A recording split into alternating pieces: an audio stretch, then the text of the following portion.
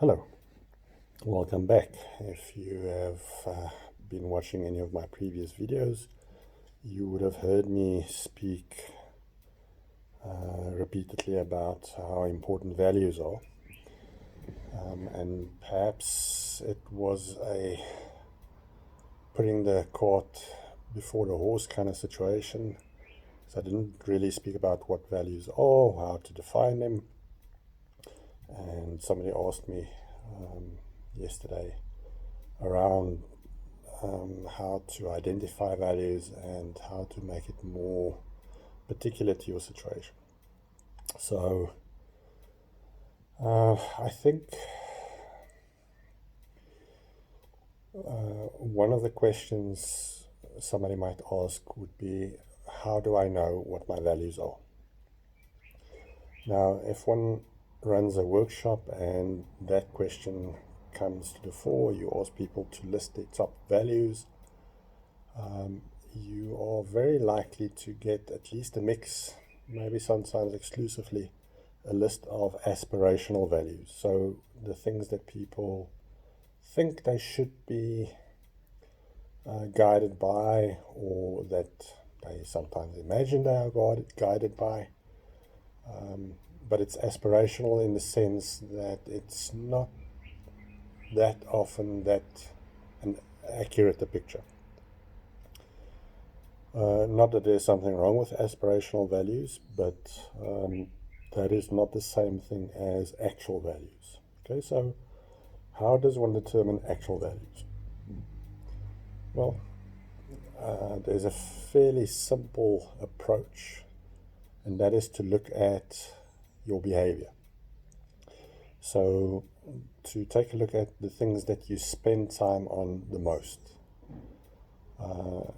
Now, maybe if you are a young person, that might be school, and you would say, well, it's most often school. Or if you're an adult, it might be work.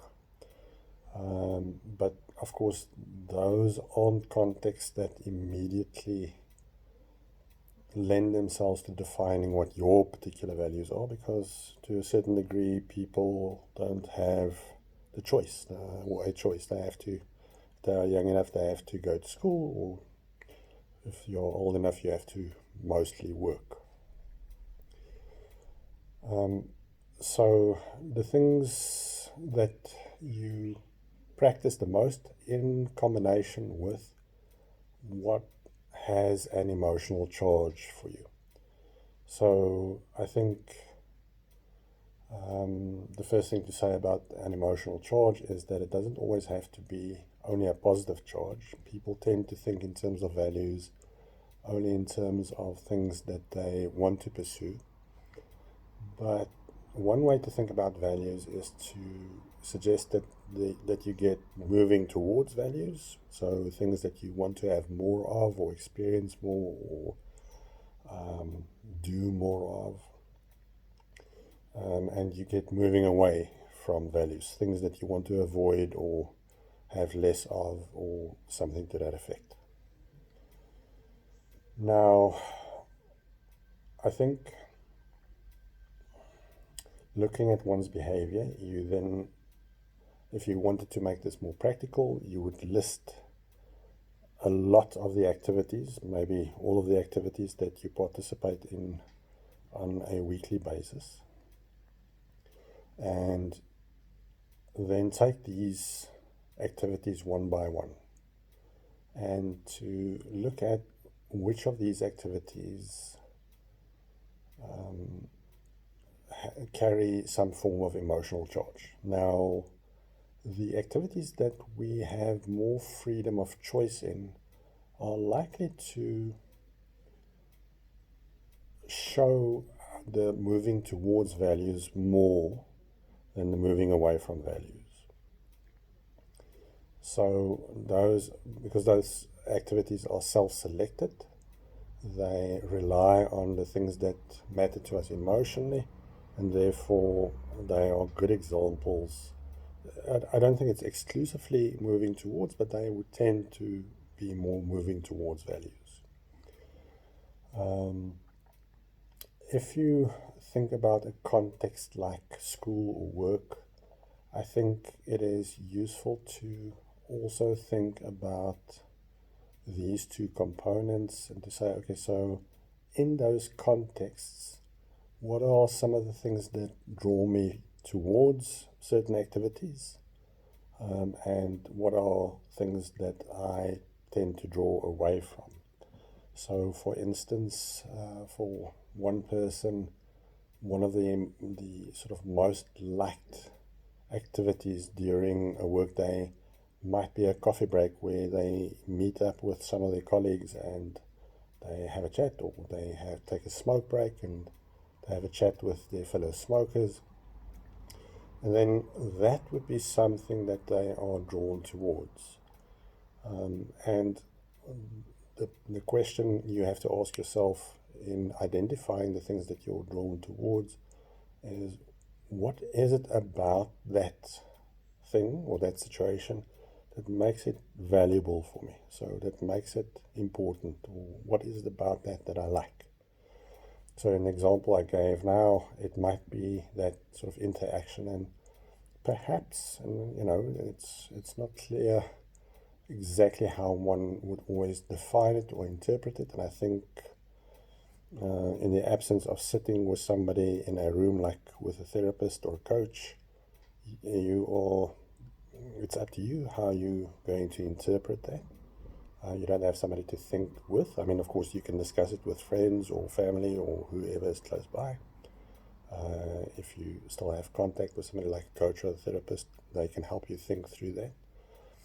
But the fact is that you are the one who is closest to the experience, and it is really up to you to interpret it. So, in that example, it might be the sense of connection that is really important to you, or it might be the fact that you are in some way a joker, and practicing your sense of humor, making people laugh, might be the thing that is attractive. In the same context, school or some tertiary studies situation or work, what is it that you try to avoid? Let's say people try to avoid direct confrontation. So it is maybe the desire of the person to move away from aggression, from maybe competition, whatever the case might be. Again, it's up to you to interpret. But I think those two ways of looking at values might be an important way to help you classify. I'll use another example. Let's say there's a teenager who loves playing Xbox or some form of virtual reality game. Now, from the outside perspective, people might attribute all kinds of things to that activity and say, perhaps even sort of look at it very negatively and say, well, it's just an avoidance of reality, or it's laziness, or whatever the case might be. I think for oneself, you have to ask the question, what is it about this activity that draws me towards it? So, for instance, when I speak with teenagers, they would often speak about how this is a way to have contact and connection with friends, people that they may not even have met physically, but they feel very close to because there's this shared activity and shared interest. So, for some people, certainly it might be a way to withdraw from the world. So, that would be a moving away example. So, I think one has to carefully evaluate for yourself and very honestly what it is that holds the emotional charge in a particular activity or a particular set of behaviors. All right. So once you've made your list of activities, you can go through these and sort of take a look at the emotional highlights. And again, when I speak of highlights or the high intensity points, I don't only mean positive. It can be an emotion that has positive or negative valence. All right.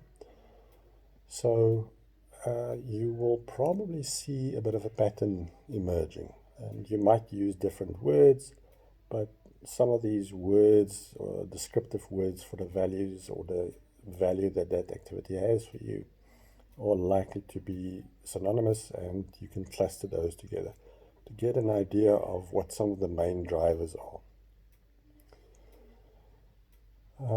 As I said, it's important to maintain a strict kind of honesty with yourself.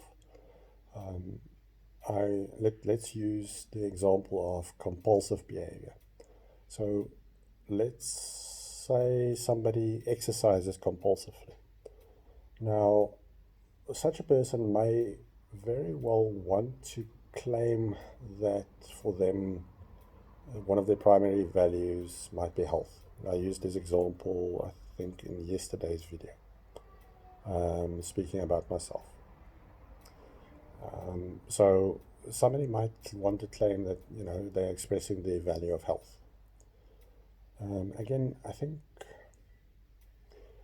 one of the ways to try and evaluate whether something is maybe more compulsive is to say, okay, so if you don't get to do that, what happens to you?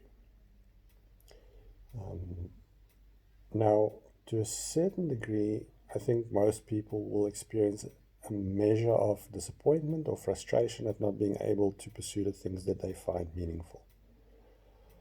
But I think for somebody who tends towards something like compulsion, they would become quite agitated, sometimes almost frantic, in their attempt to try and bind the anxiety. So if you know this of yourself, be honest about it and try to understand that not all activities that might be described in positive ways in society are actually expressions of a positive value for you as an individual.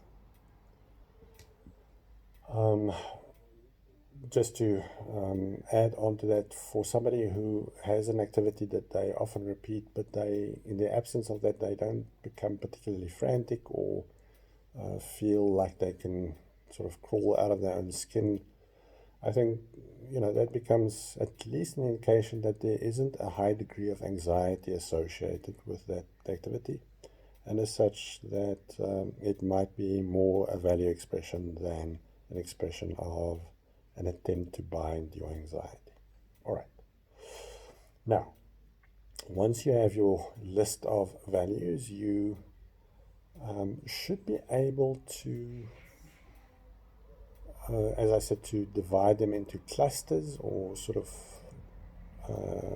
themes around these values, and then to select which of these values you want to practice during the time of crisis. Which of these values are actually the more important ones?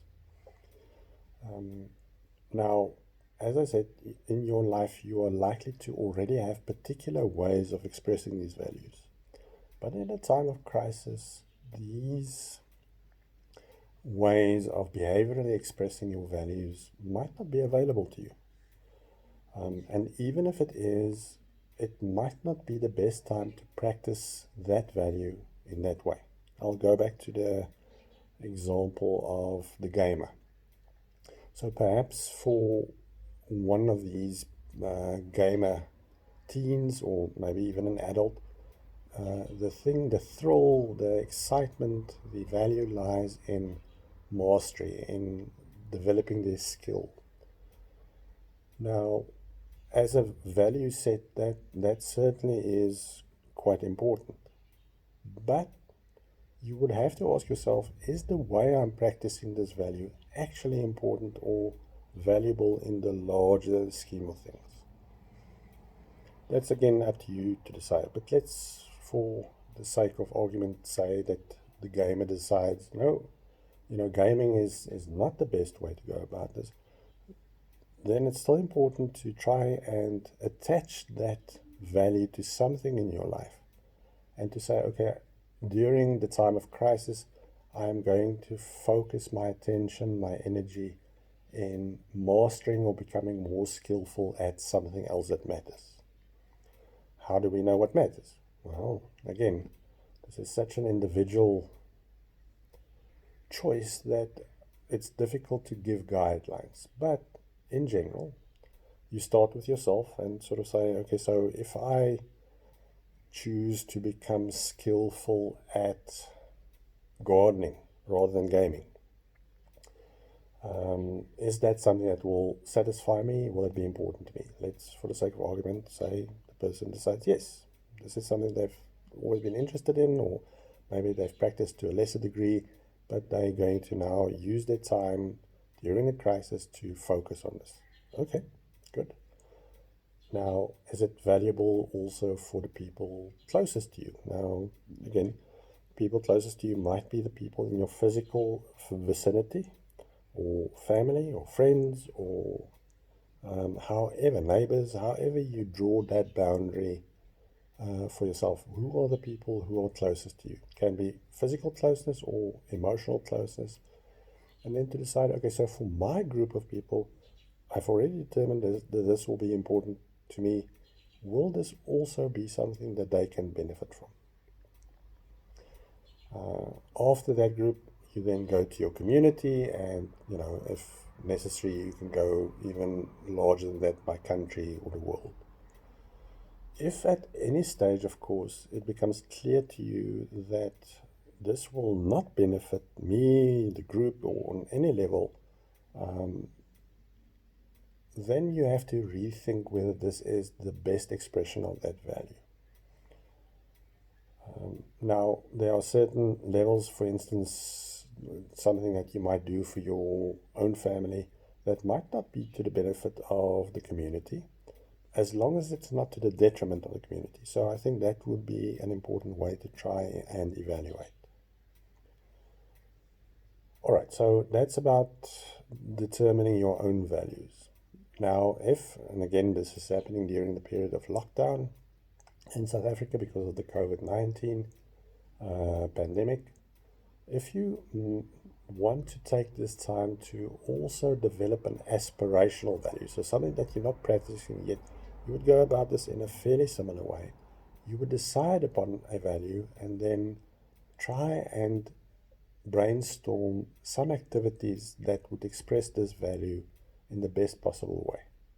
Now, in the next video, I hope to speak a little bit about habit formation, and I think that might be a useful approach to utilize in conjunction with the determination of your values.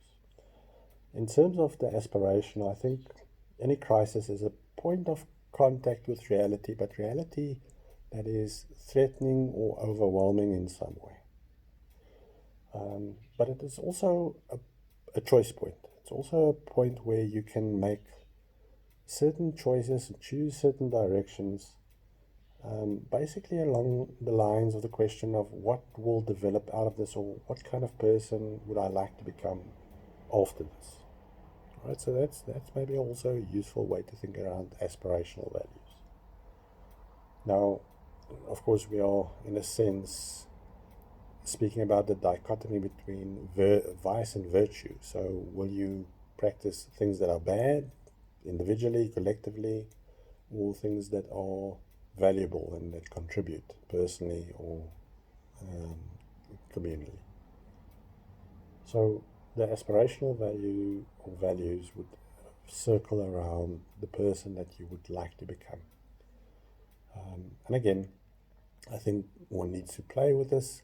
If you're already in a state of overwhelm, to then add an additional burden of development onto yourself might not be the wisest thing to do. But if you have the capacity, that might not be a bad idea. All right. I will probably circle back to some of these themes later on, but I hope that this was valuable. Again, if you do find these valuable, please subscribe or suggest it to other people to subscribe. I appreciate your time and attention. Hope you are doing well. Hope you are safe, and we'll speak again soon. Bye-bye.